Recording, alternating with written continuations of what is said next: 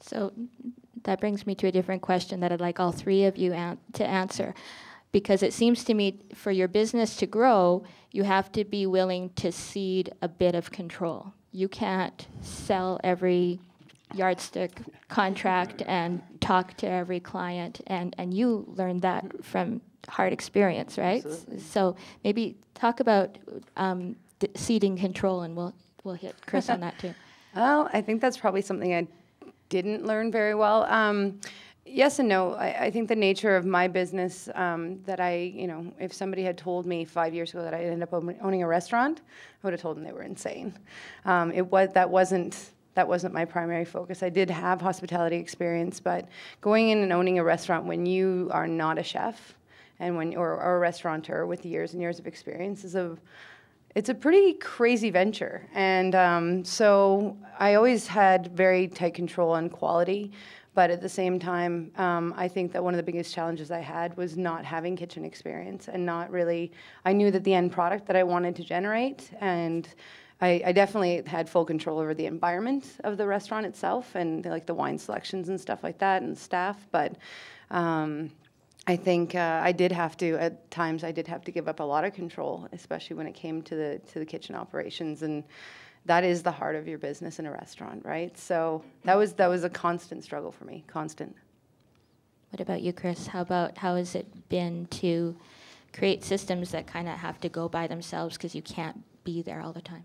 Well, first of all, it's a never-ending challenge to create systems and processes, and frankly, we won't ever perfect that. Those are because we don't know what we'll be doing in 6 months as for what kind of business. So we focus on, the creation of growth, or our growth, allows to create opportunity for the people that work with us, and I think that's how we really try to face it. The first core value of our company out of 5 is to create opportunity through growth and fair profit.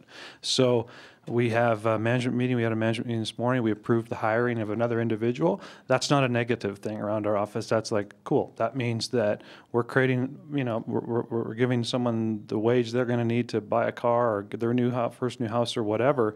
And they recognize that, because we're growing, we need to maintain the quality of our product, but we're growing, and so that's good for everybody. And so we're just sharing it. It's not, and control is about, control is a different thing than responsibility and good process and that kind of stuff. And we want to share as much of the day-to-day responsibility of making our customers happy as we can throughout our whole organization, because that's what drives growth and that's what creates jobs and allows us to pay people more and big bonuses or whatever. So it's quite different. The other thing is one of our philosophies is we're going to do whatever our customer wants. So we don't have a predefined product or service. Although we want to sell exam software or services to our clients, we'll do anything. And if that gives us a chance to hire 5 more people, then that's great.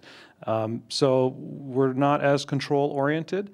And certainly that means we give up some quality. There's no doubt about it that if we hire a new person today, they're not going to have the same expertise as someone who's been doing something for 4 or 5 years in our office.